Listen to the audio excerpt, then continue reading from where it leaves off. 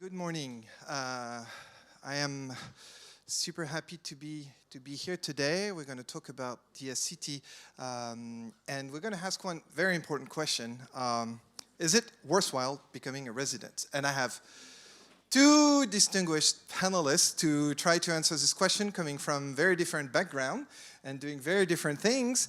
I have Bornyakov, who is the Deputy Minister for Digital Transformation, and Vladyslav Chechotkin, who is the co-founder of Rozetka. This is how we're going to do this. Well, yes, round of applause for our panelists. So this is the way we're gonna do this, right? I'm gonna do a short. They are going to do a short introduction of who they are, what they do. I am myself Dominique Piotet. I'm the CEO of UNIT.City. I'm sure you all know UNIT.City now. Actually, you are in UNIT.City. And for those who are not in UNIT.City, we are going to be the largest innovation park in Europe. We're building 1 million square meters. We're going to have 30,000 people working and living in UNIT.City. It's a fun project. So, and by the way, you can be both a resident of Diia City and of UNIT.City, right? So, see, maybe it's worthwhile. I don't know. We'll see. And yesterday, we actually opened an embassy of Diia City in UNIT.City in a building that is on the back. So, if you have any question around Diia City, well, you can go there, and then that's an embassy. So they should help you, and they will. But without further ado, I would like maybe to ask Alex, and so we have translation, guys. So if you need translation, we have translation.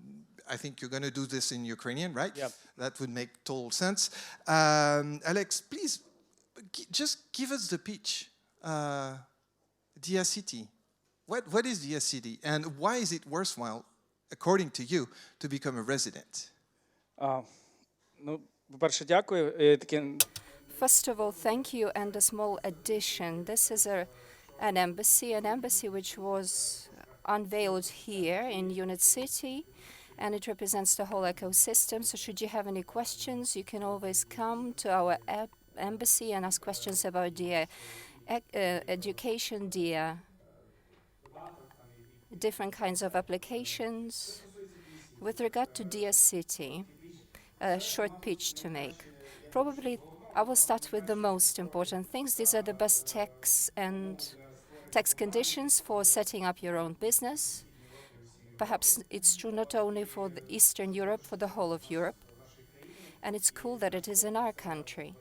And from our perspective, this will transform our country into one of the leaders in IT sector. We are holding very fine positions currently, but we would like to become the largest IT hub in Eastern Europe.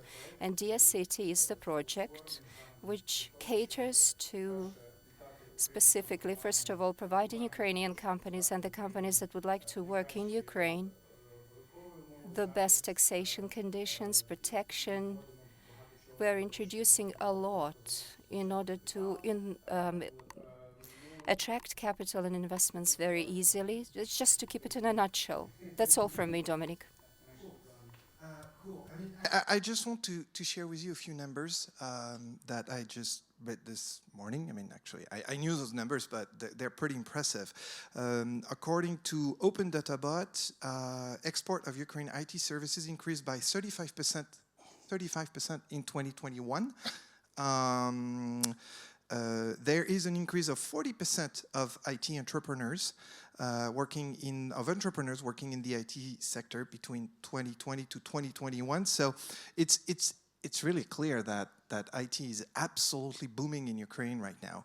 And actually, we're lucky because we have an IT entrepreneur. Vladyslav, you're the co-founder of Rozetka.ua.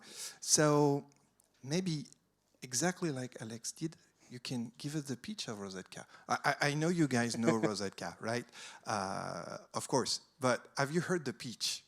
No, we never really heard the pitch. How did they become a Rozetka? So can you give us the pitch? Good morning, I will be speaking Russian. On Rozetka.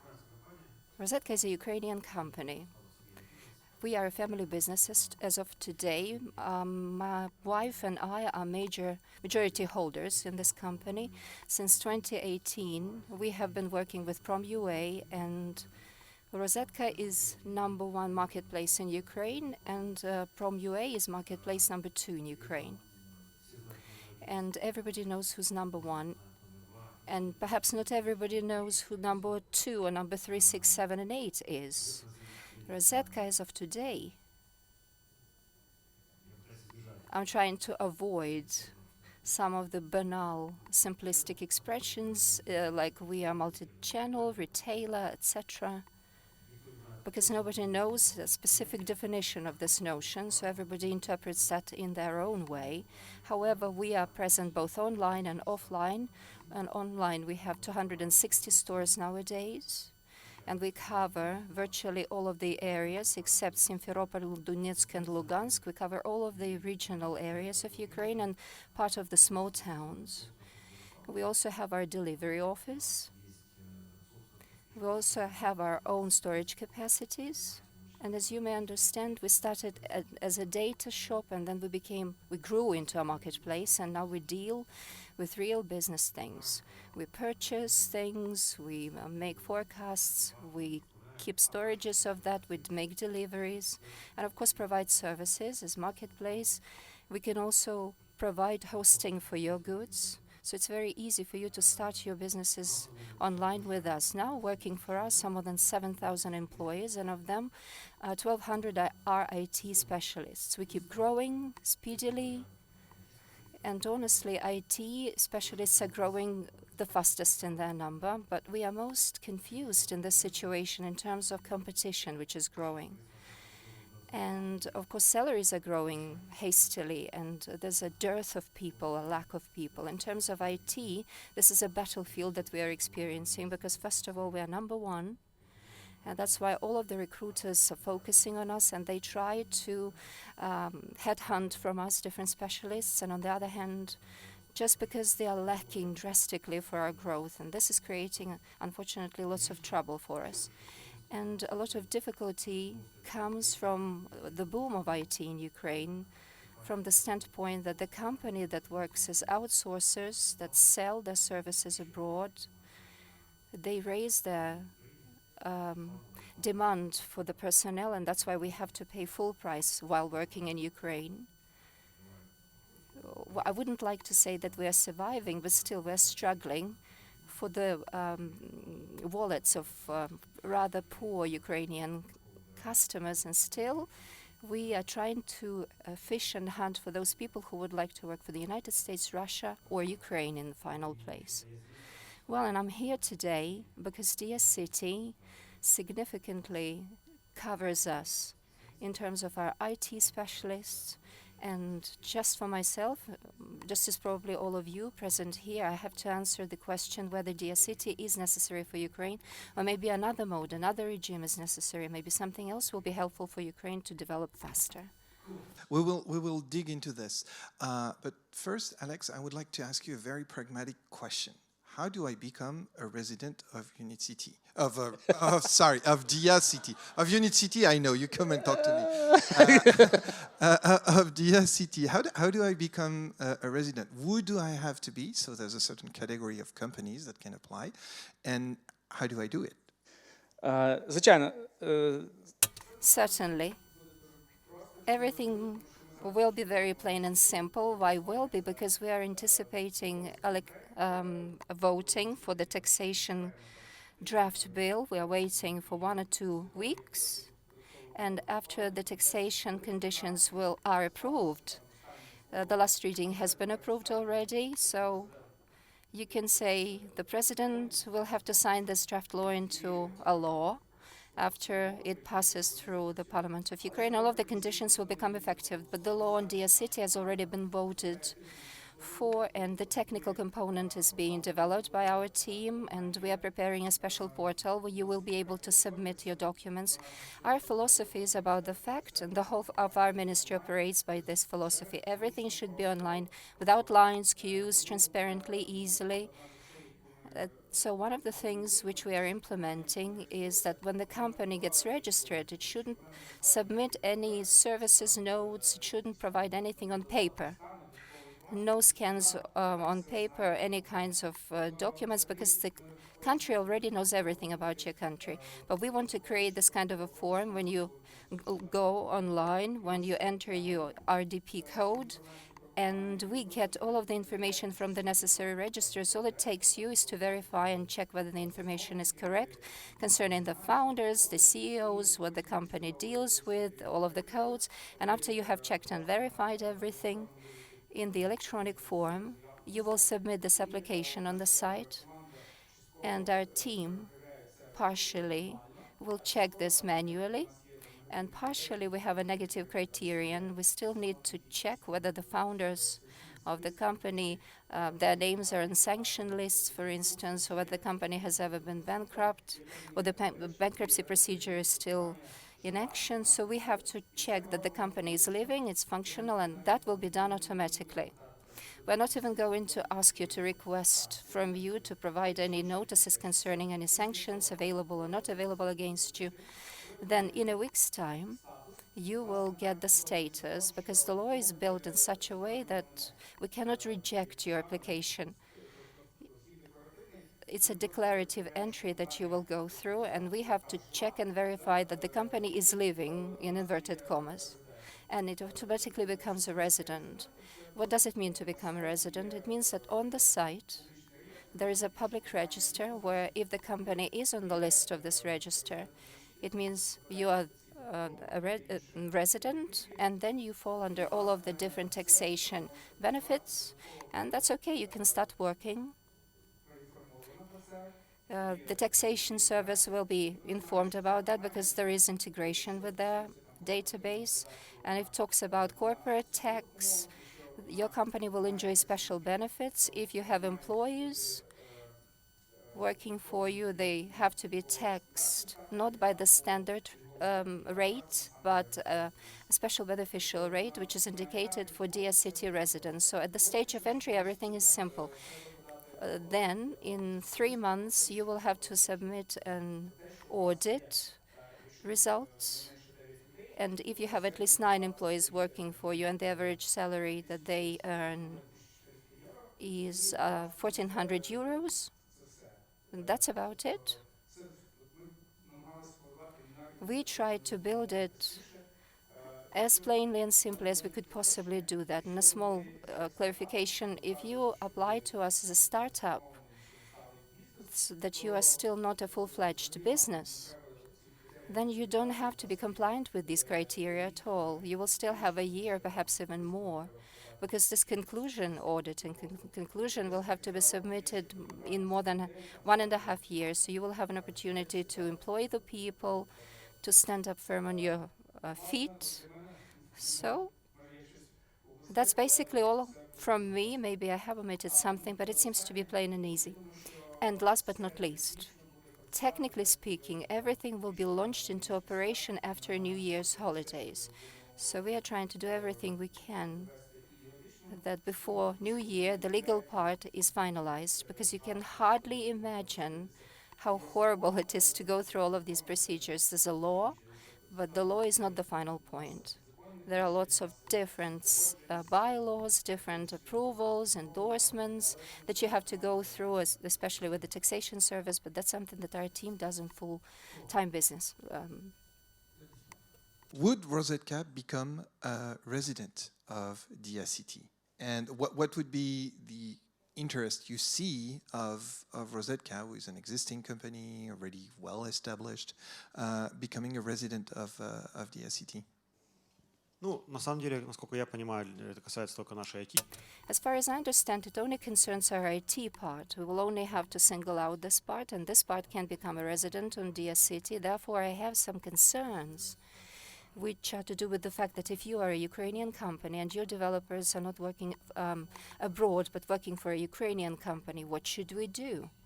In how many ways is Diia City applicable to us? Because the way I'm reading this law and interpreting it to myself, it targets outsourcing. And for us, it's a big trouble. Because once again, perhaps maybe I am exaggerating, because I am incorporated as a Cyprian holding, and for us it's no big problem as such, but still we are a Ukrainian-based company, and developers are based here in Ukraine, but the law, sorry to say, is still written for outsourcers workers working for abroad to make their lives easier. On the other hand, after Alex has answered the first part of my question, there is a positive aspect.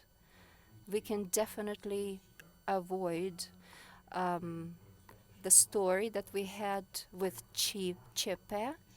And we understand that this was just a political will.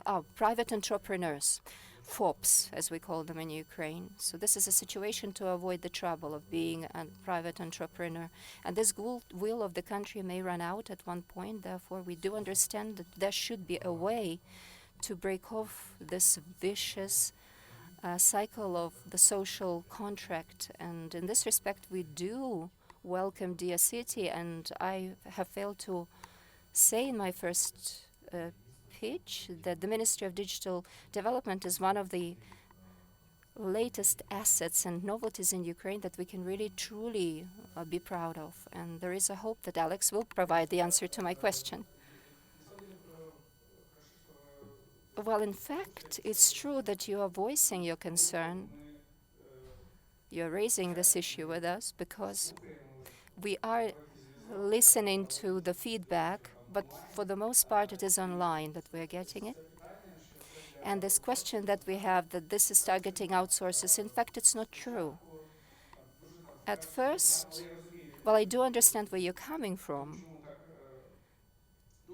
and why you think this way, because in the first reading it was definitely like you have just described. But then we expanded our focus and we provided the conditions.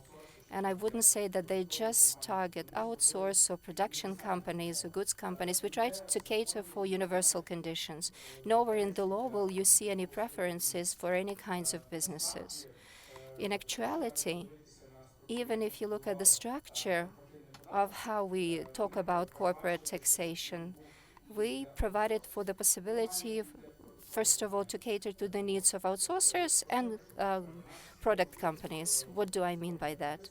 In the law, it's prescribed, and hopefully it will be voted into effect, I hope, that it's possible to choose profit tax or withdrawn capital, the capital which is withdrawn from the country, and there are different tax rates indicated. And for the most outsourcing companies, when we were planning and thinking of it, because they have their own holdings or maternity companies based abroad, perhaps for them it will be more comfortable to use this income tax, and the rate of 18% will not be that much of a principle, which remains universal for the whole of the country. But for product companies or for startups, it's much more profitable to use this tax for withdrawn capital, because if you're a product company, you invest a lot in product itself.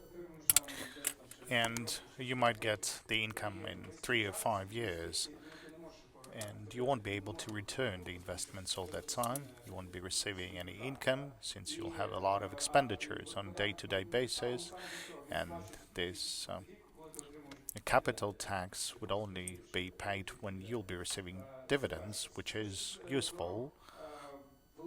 Now, talking that the major parts of the Diia City, they're all about developing the product companies. And for the first time in the history of Ukraine, we've introduced the convertible loan, the liquidation preferences, the indemnities for directors and for the other companies, what we call the norms of the English law. And the reason for that was that the companies working in Ukraine could be able to get the money in a prompt manner, as I have more than 15 years of entrepreneurship, and so attracting money for a venture or investment company, well, you would need to develop a whole structure for having that. While in the West, there is a safe agreement or convertible loan up to 4 pages, and you can attract up to $500,000 of USD. So this is something that exists in the West. This is something that we've introduced into Ukrainian law. There are many other aspects that allows the product companies to develop. We believe that outsourcing business has produced the statistics, and the school that we've provided for these young men and women working in the Fortune 500 companies, they can create their own products in here because they've already got the experience. Yet there were no conditions for them to promote this activity. Now, all of those conditions are being prescribed. It would take you 15 minutes to establish a company, to hire personnel at a favorable rate. You have capital tax, so you won't be having troubles with the payment of taxes. I'm sure Vladyslav knows what the expenses and incomes are, and you need to play with the taxation administration. You need to prove them that these are the expense. So we are simplifying, well, hopefully at least. Still, we try to simplify the conditions for labor for product companies in Ukraine. And this is something that exists for everyone. Speaking on Rozetka, a couple of major companies not dealing with IT, but they have around 1,500 employees. Some already talking about this because we are having connections. So they're separating their business in order to become residents of the Diia City and in order to move away from these private entrepreneurship options. And this is normal when there is a large IT component.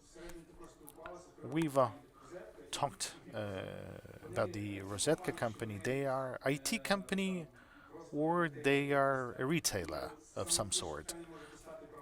And the same questions could be raised with regards to Amazon. We believe that it's more of an IT company, so we're happy to welcome you at that. It's now an IT company, you know, it's like everybody wants to be an IT company. Even we work, I mean, okay, let's not go there. Vlad, what's your answer? Маленьке уточнення. От, наприклад, Well, small specification. Rozetka has a business, like a marketplace business, and that's an IT. That's a platform, that's an IT platform. Yes, we can have a lot of debates about the IT company and its notion. Now, our purpose is to simplify, and your purpose as the state has to simplify the employment procedures, because there is not a single business that is not using the IT technologies in its activity. Any business, any business is using the IT technologies, and it's hardly we're hardly able to find any business which is not using IT technologies or IT experts. In my understanding, correct me if I'm wrong,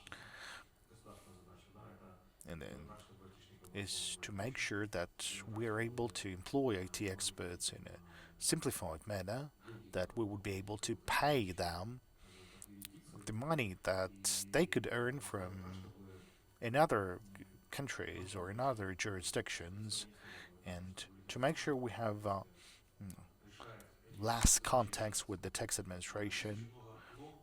There is a lot of but, and one more important aspect is that Diia City is the socially unjust project, because it's a regressive tax, not a progressive tax. So the more salary you receive, the less tax you pay, which is not something that exists in the West. And from the political standpoint,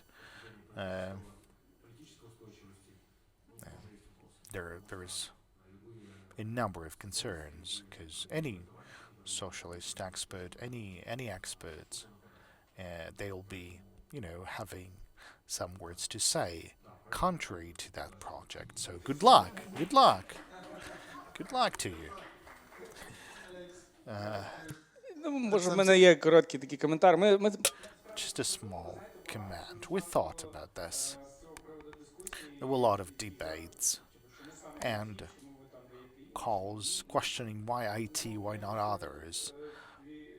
And my response is that, well, first of all, we were trying to create a legislation that provides for stable, well, relations or conditions, that the conditions could not be aggravated, there could not be additional rates implemented or imposed, or there could not be an increase in those rates. Otherwise, you would have to rebuild the system. I mean, it's possible, but you need to have additional voting process. Why IT? And I answered that question multiple times. The logic behind that decision was that talking about all the experts, all the specialities, all the industries working in Ukraine, and considering the way they are in competition with the rest of the world,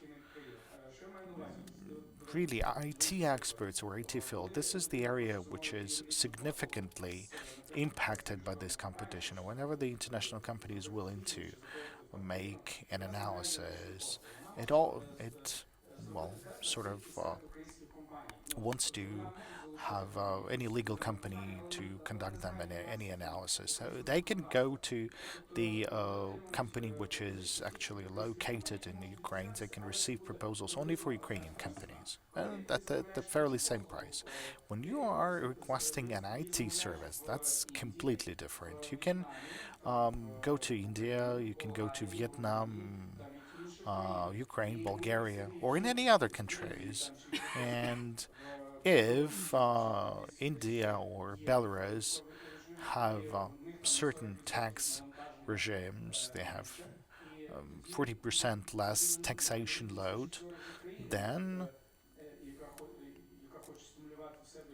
it's all about the country that is willing to promote its companies to take a decision. So that's the first thing. And the second thing, while having conversations with the president, we were discussing these issues with him. He said that we need to reduce the load. Let's try that. Let's start with IT. If we'll succeed, we'll start working in the other industries. So this sort of injustice, it will be balanced. Maybe not this year, maybe next year. I have a question for you. It's, I mean, entrepreneurs, especially IT entrepreneurs, they're very opportunistic. So they will see, obviously, that we have something great in Ukraine. But how do I know that this is for the next 25 years? Well, you can't know. I know I can't, but Sure. still. Ну, насправді, Well, we understand that any parliament, like next parliament, they can abolish this legislation saying that this is not working and we need something else, or that it's something that is unjust. We need to raise something or abolish something. So we talked to representatives of the companies, IT associations, and many others. And the best answer we got is we need to accelerate the development. We need to become bigger, to grow, and whenever there is the goal that we pursue, for example, to have like 10+% of our GDP coming from the IT industry. That's a big difficult task and a big difficult objective. But that's something that is important that would help Rozetka and many others. And the second thing that we want to have over 500,000 experts in IT. Currently, we have around 250,000. So we want to develop them and increase their numbers.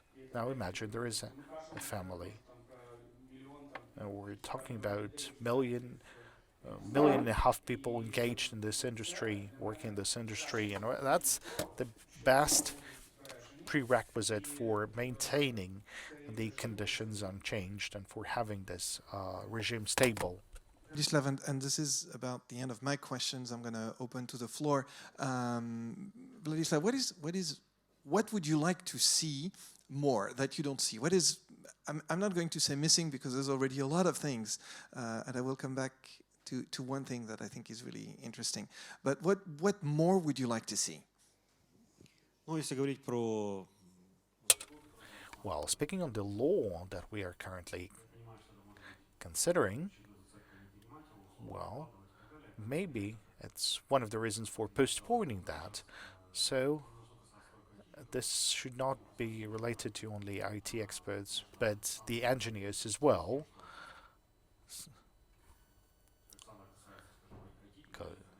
Alexander has more of an IT business, and I'm having more connections with IT business. We're discussing these problems, but speaking on engineers, for example, give me any engineering company which is established in Ukraine, like Ajax. Okay, give me anyone else, any other company.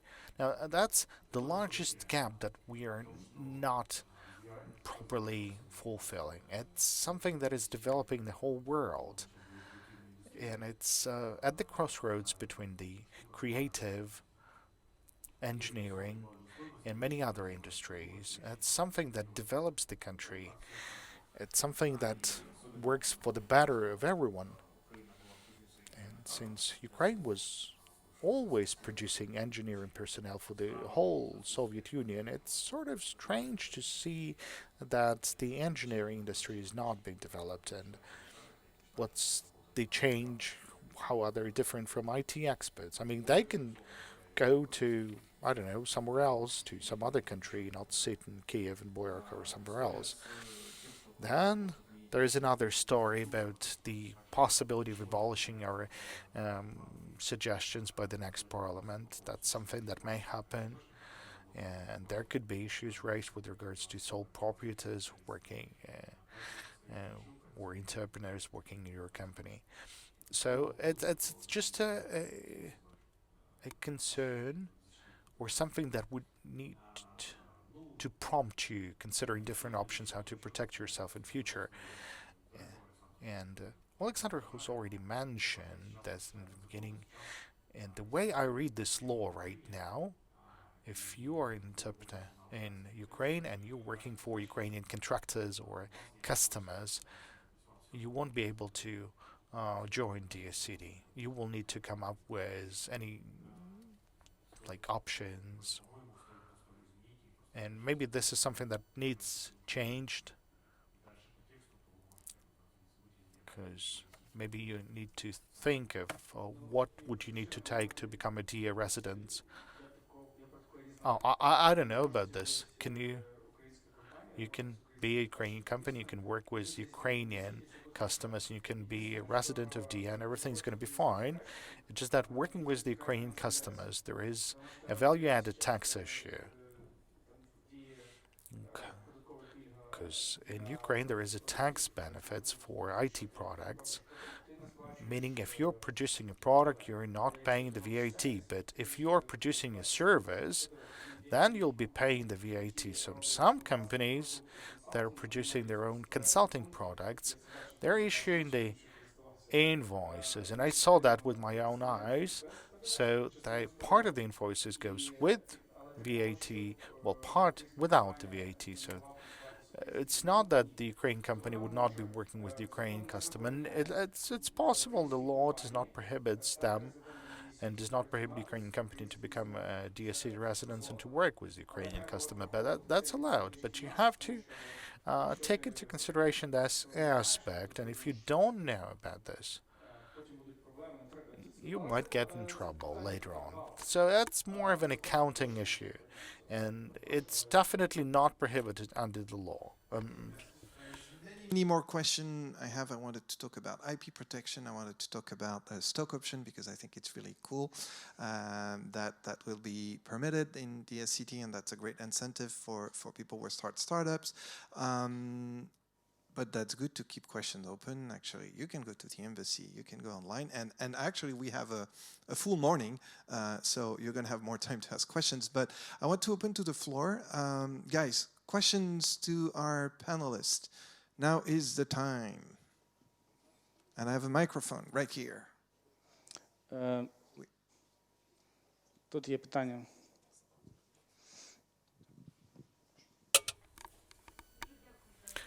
Well, thank you for this comprehensive debate.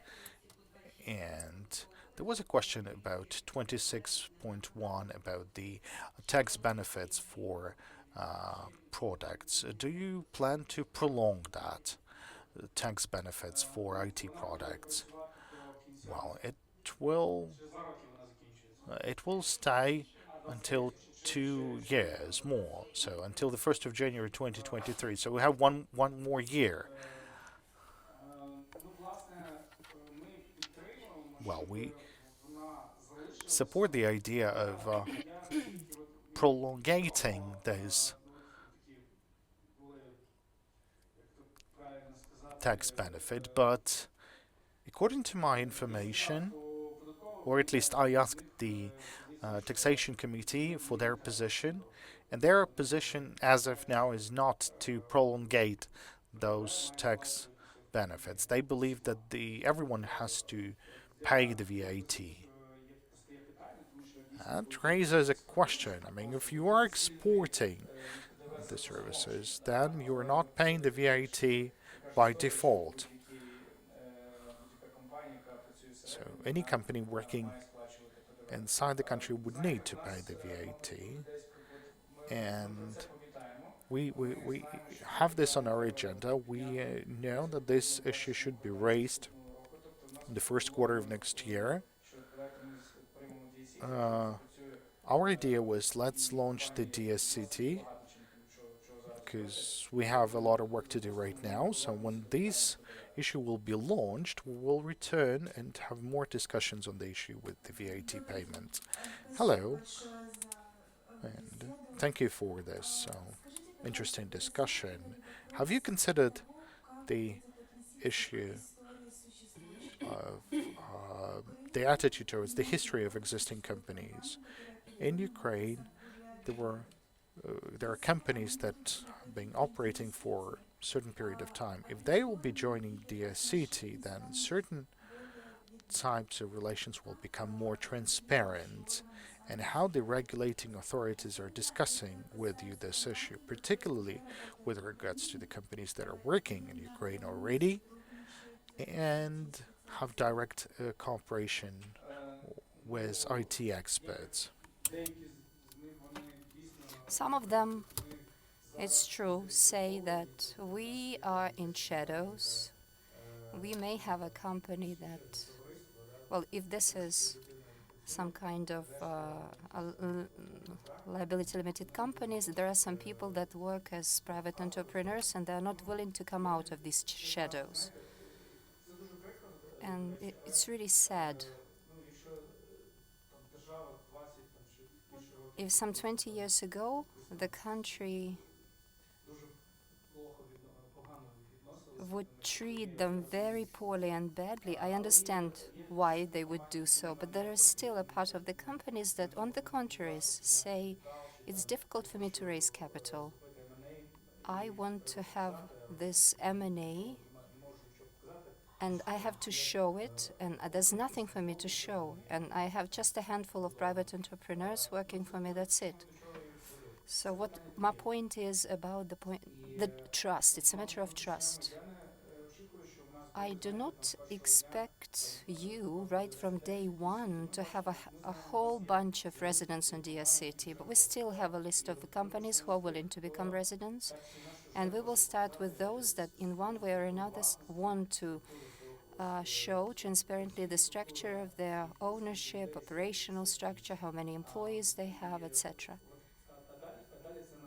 Next, it will be our part, our responsibility to demonstrate to other companies that the companies that have been daring enough to become residents of Diia City, there's nothing dreadful happening to them, and I hope there will be a new wave.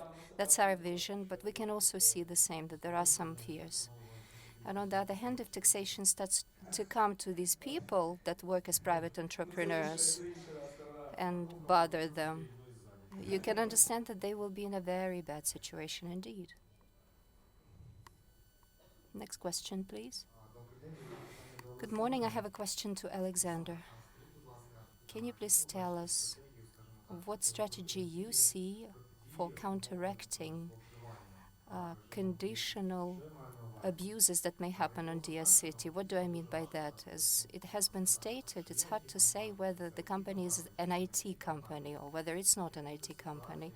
But what should be done in a situation when part of businesses, for instance, telecom businesses, or any other ones, begin to have separate units as IT units, begin to register them on Diia City, and in fact this will result in the reduction of revenues to the budget, because something that previously used to be paid by the general universal system of taxation that will have to undergo these contracts. And if the parliament sees that, the politicians sees that, taxation service sees that, so how are you planning to regulate these situations? Thank you for this question. By the way, it's a very fine question indeed.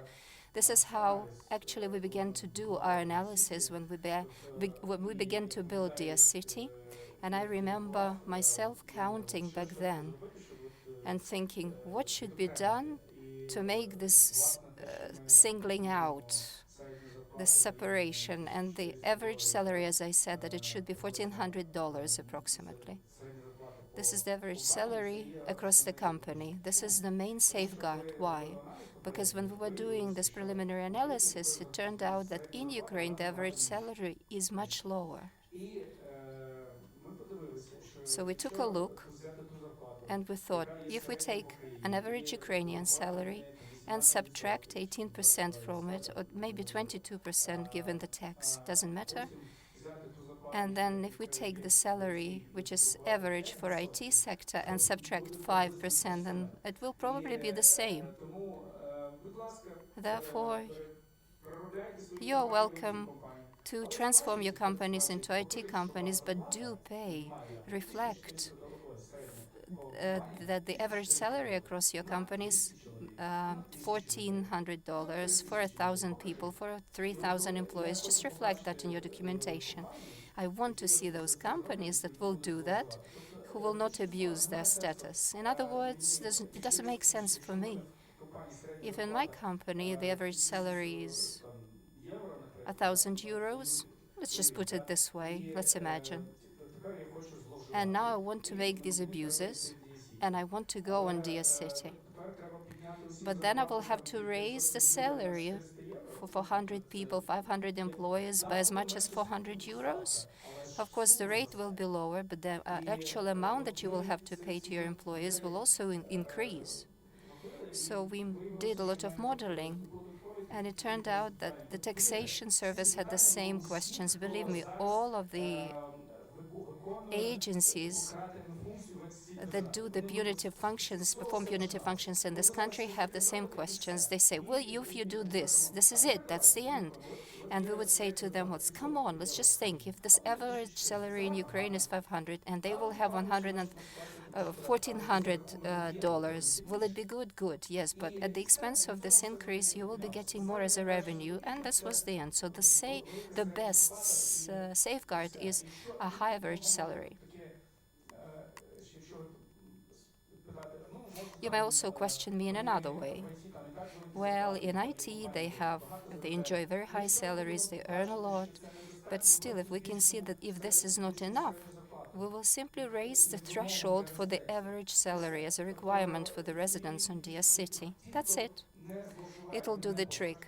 And those who do not make abuses, they will continue living well, but those that abuse, they will definitely have to turn away from it. Thank you.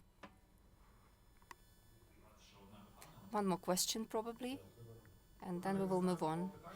Well, I don't know who this question will go to, perhaps to those that know more about it. The third sector, non-profitable organizations, not profit-making organizations or commercial organizations, when and foreign companies enters Ukraine, you will have to set up an international representative office, which is not a legal entity. They have the code of 0000, like the United Nations. These are different NGOs, international organizations, associations, trade unions. Or does this cover only profit-making sector? I know the answer to this question. In the law, there is direct prohibition for these companies. No, you cannot. Simply cannot. Only profit-making companies. It says explicitly. Okay, well, it's time to... Sorry? Online? Okay, one question online. Ми отримали багато We have received a lot of online questions from the participants to our panelists, and I would like to thank those who have already gained the answers to their questions. But we would like to hear the opinion of the IT specialists. And the question is a very interesting, acute question.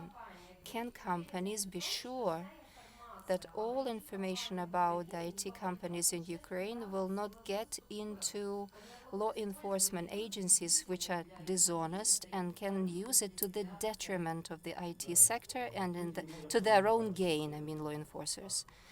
Well, I can answer it. What makes Diia City different from the register of taxpayers in Ukraine nowadays? Well, that's something that we have just been discussing with your participation and the participants from the audience. But still, there is a pervasive opinion that as soon as you get on Diia City, but this is my question, so what is the difference between the current story from Diia City? So will everybody be on the register in Diia City? Because right now, every company, you can see through the counter agents, how many counter agents this company has, whether there are any kinds of private entrepreneurs. Yes, it's true. Any girl working for an taxation service, 100,000 such girls working for taxation service, they know that you're a company that is trying to optimize your taxation via private entrepreneurs. Then they will check and see whether you are an agrarian company, an IT company, or a construction business. And I would like to add by saying to those that ask this question, this register actually already does exist, and you fill it by yourselves. It's called Diia.ua. There is a register of all of the companies with that attachment with LinkedIn per every developer. We can see it all very clearly without even actually accessing taxation service databases. Moreover, you will see how much acceleration happens in terms of your clientele, how many customers you're losing. Everything is visible. And even the salaries, they're also reflected. But I join in with what Vladyslav has just said. Taxation has it all. So you mean that with the introduction of this register, no additional detriments or requirements in line with the law? No. There's all of the information in the taxation. We will not come up with any extra things. So no information from the reports will go on Diia City. No. Even this audit conclusion I mentioned previously. There was, by the way, a very heated debate because they wanted to tackle contracts to identify whether the company was IT or non-IT, but then we rejected that idea. We will only know how many employees there are, the average salary per company, which is already known, and auditors, private companies, will come and selectively simply request for the confirmation of whether you are an IT business. But that's again, this information is available with the taxation service in terms of your counter agent. So again, no additional points. Thank you. That was great. We learned a lot. It was a good debate. So thank you, Sasha. Thank you, Vladyslav. Спасибо. Thank you.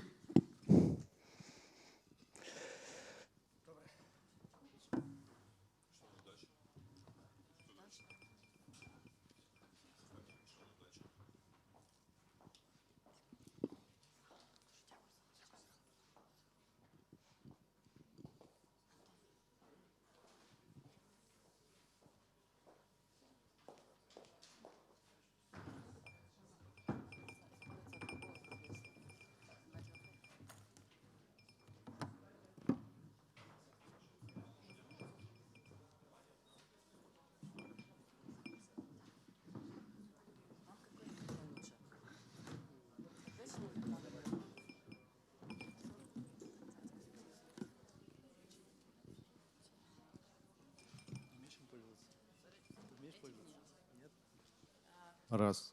Так, слышно? Слышно, супер.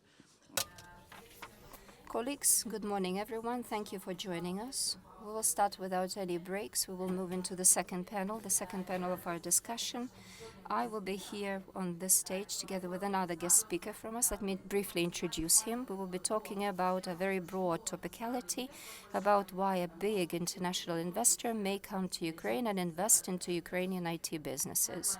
This is the headline of our business conversation. With me today is Anton Kudlai, who works as a principal at Letter One Technology. This is a company which is an investment unit, subunit of a large UK-based group called Letter One Group. And Letter One Technology, as you can see from its name, specializes in IT investments. Did I say everything correctly, Anton? Yes, you did. Stupendous. So the format of our discussion will be a Q&A format. I will be asking Anton different questions, and he will kindly and honestly answer them. Before we begin to take questions, I have an opening remark to make.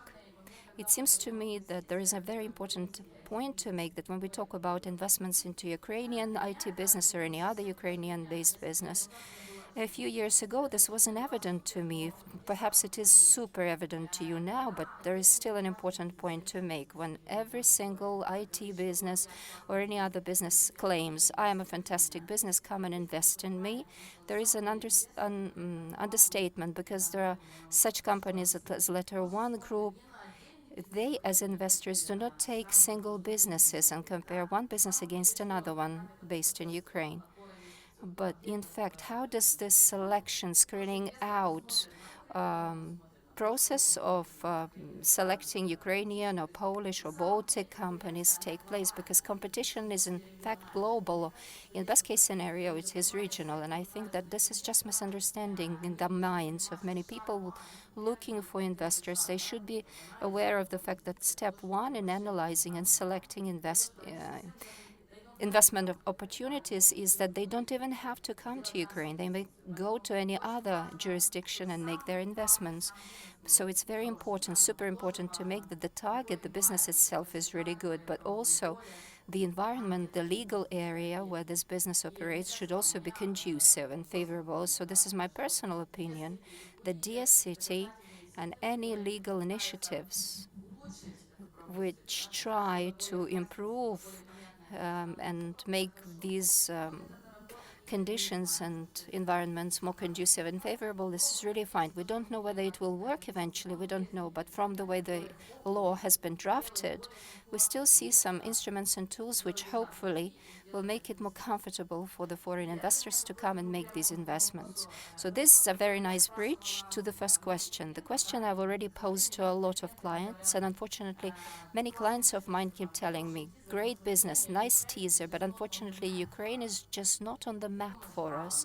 And you think, well, I mean, such a lovely big country, such great employees, and why is it that Ukraine is not on investment map for them?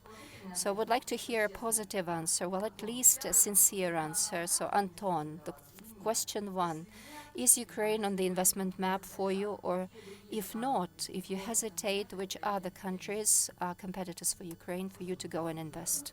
Thank you, Zarana, for your question. I'll probably also begin with a small remark to make. Here it's important to understand that first, we are a global investor, and we are regarded not only Ukraine, but also a lot of investments that we have in Europe, in the US, in the whole space, in Turkey, in the whole space of the former Soviet Union, in the frontiers like Bangladesh and Pakistan. Second, we are a large investor. So for us, minimal check is about $100 million.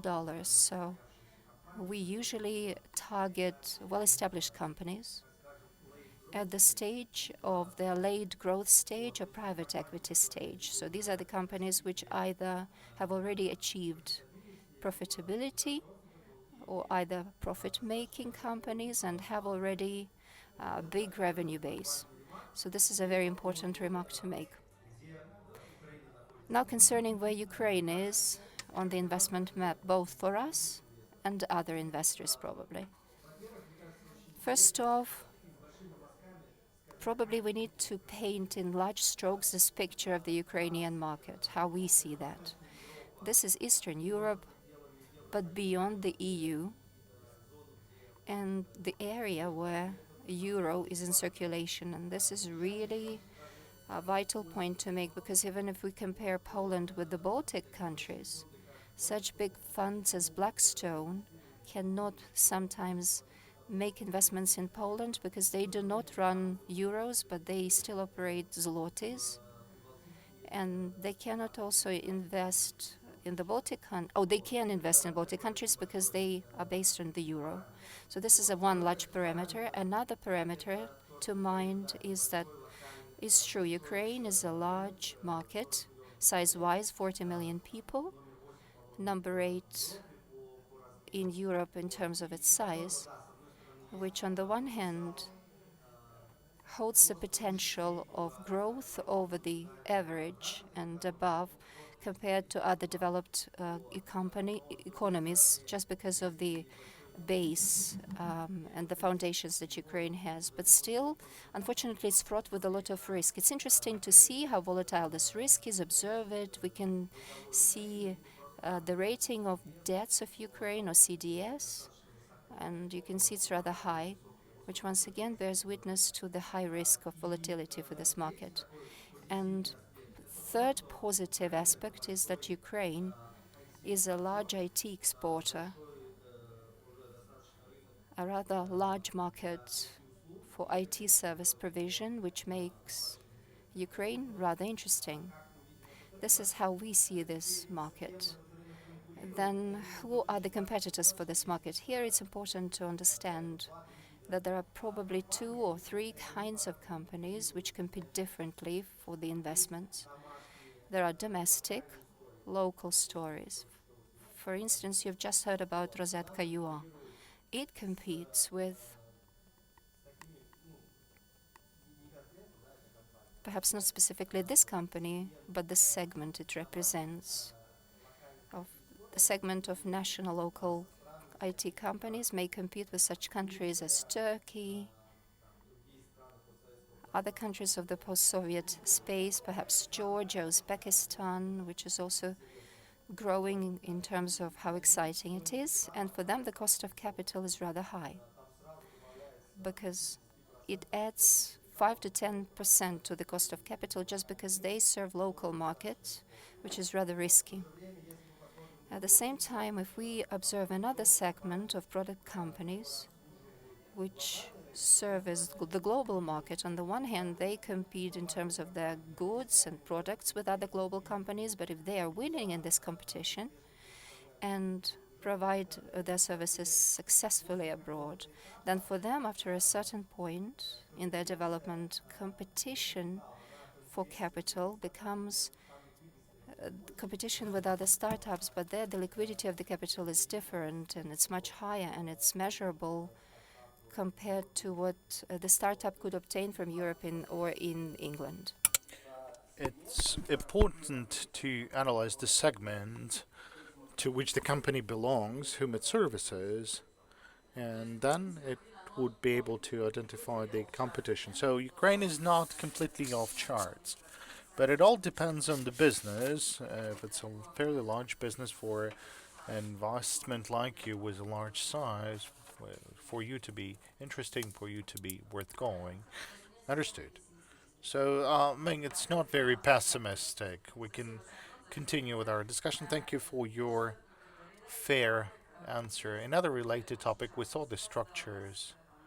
Now it's less popular, but it was super popular in the past. Whenever there is a company in Ukraine, all the developments on the products are in Ukraine, all the teams in Ukraine. But investors tend to say that I'm not going to go here. I want to invest abroad.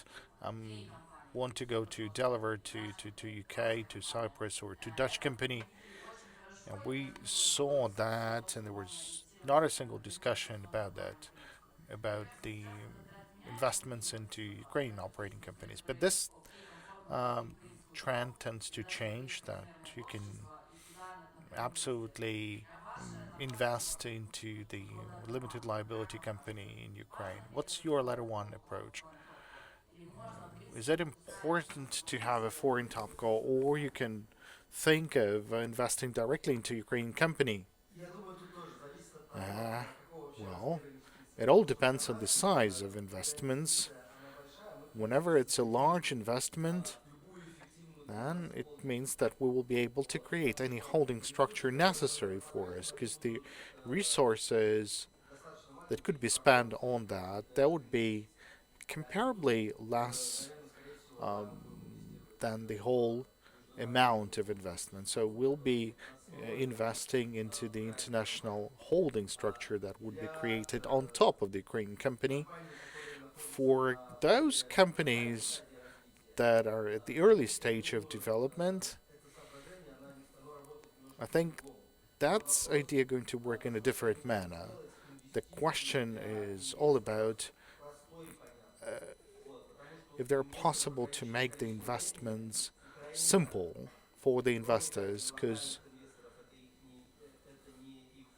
Ukraine is not a focus for local investors. They look at the world, they have many opportunities for investment, so the simpler you can do this process for the investors, the better. If you will be able to guarantee the investor that he won't be spending too much time to understand the investment's history, I think that will increase the chance of attracting more capital. So I'd say the question goes back to you. You are a lawyer, you know the risks, you know any positive trends available in the Ukrainian structure, but if you can create an international holding company, then I think that's the the simplest approach for attracting investments. Speaking of investments, who are those people who invest? I mean, we understand the layman approach. Someone with the minimum understanding of the market knows that there are companies at different levels of development. I understand that your company is investing at a later development stages, but what types of investments are there? What are the expectations from the institutional investor like you are? Look,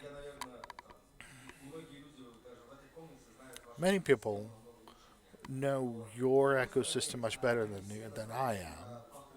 Still, those systems are fairly similar. I spend a lot of time in Israel and in UK, and I can compare their ecosystems. They're fairly similar. I'd say at the early stage, the angels and the first funds, they're mostly locals. And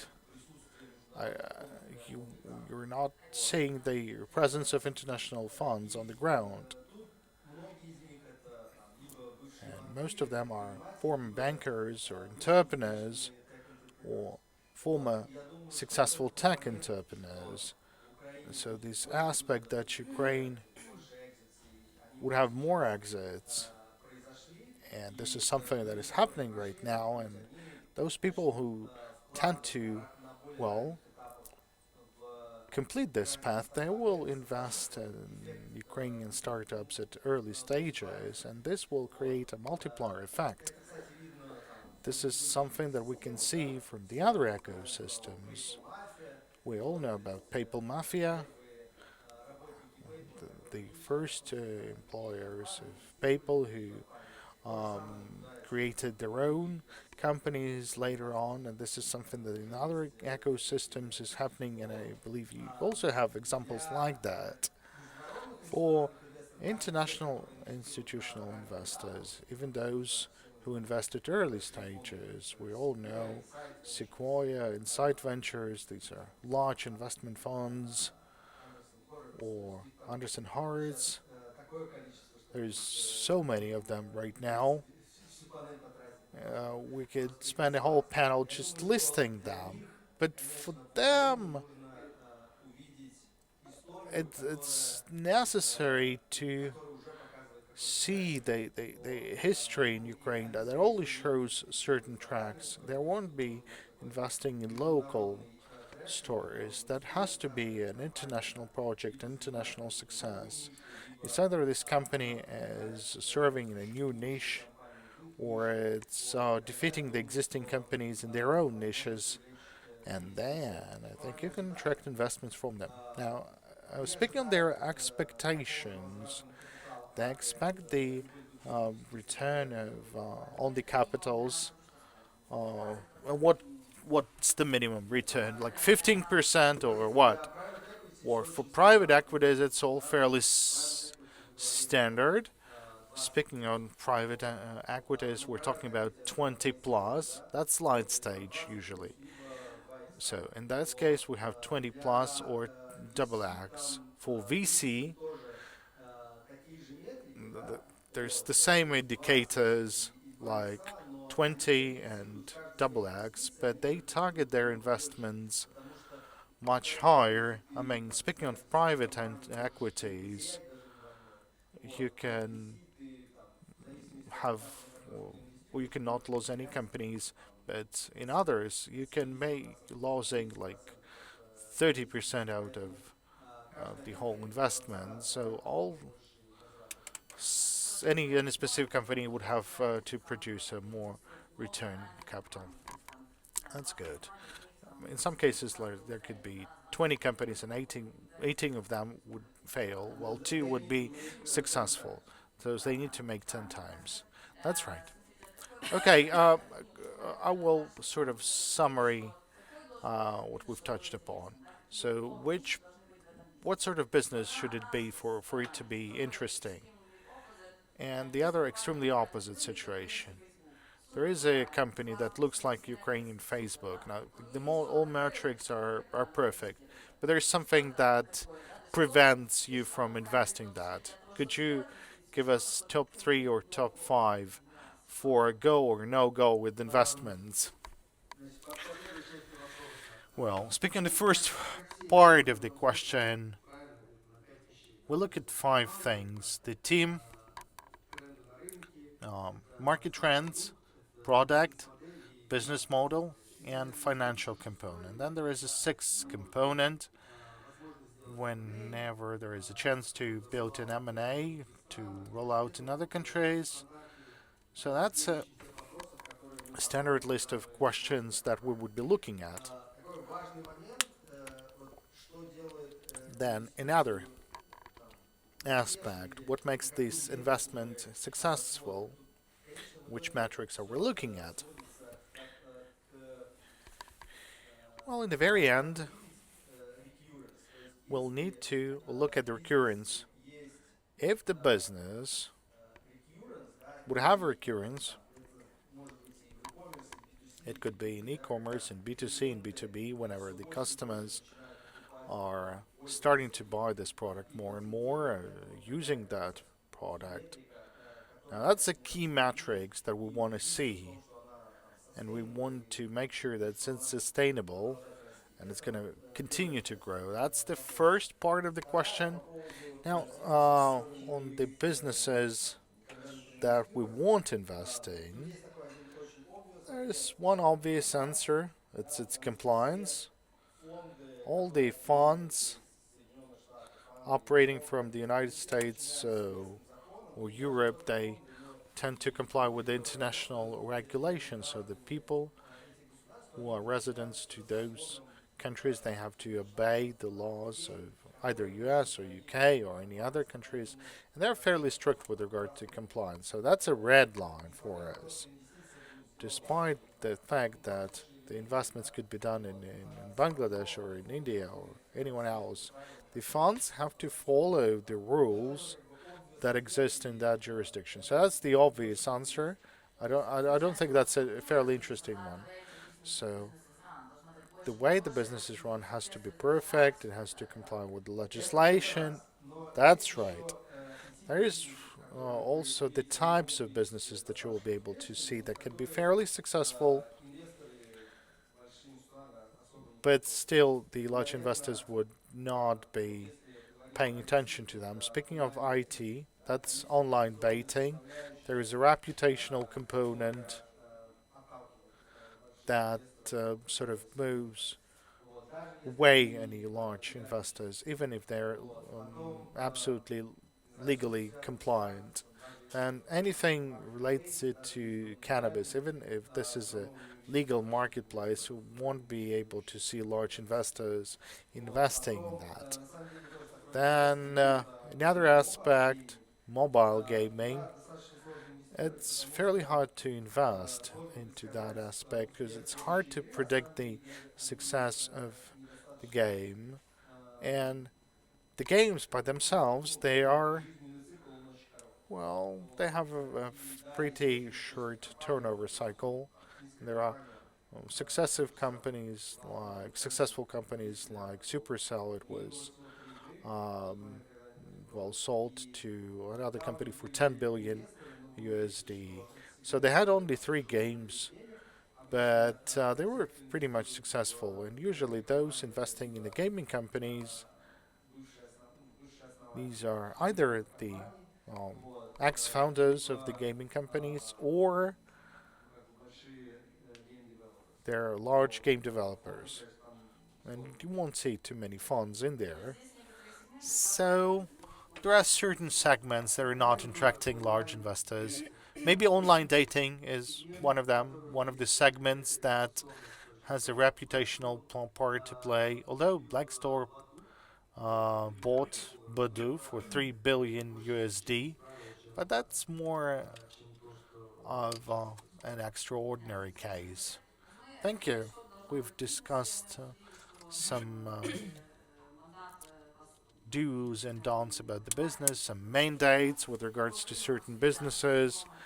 So, speaking of Ukraine, it's okay mostly, but it has to be an interesting business for your investments. Now, a legal aspect. I understand that you're not a lawyer, but I do have a legal education. Good. Then I have a question from lawyer to lawyer, but I've never worked as a lawyer. Oh, you're being too modest. Okay.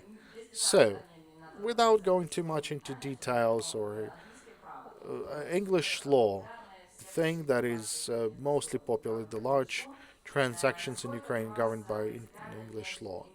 How important for you is to have an English law? Was that the case in your practice when you've invested under the local law? And if you're saying that, okay, I want the English law, then which would be the key rules preventing you from signing the SPA? Look, we are the investor with experience of investments not only under the English law, but this is a priority really. And that simplifies the understanding of the transaction. And speaking of the lawyers that we tend to work with, they're all English lawyers.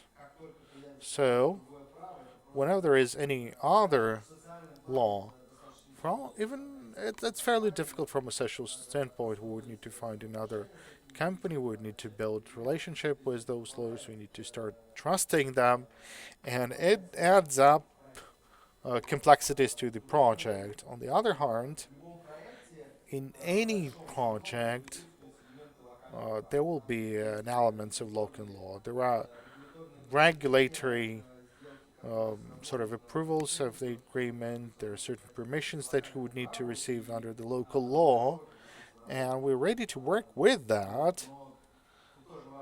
Though it's important that this local law should be investment friendly.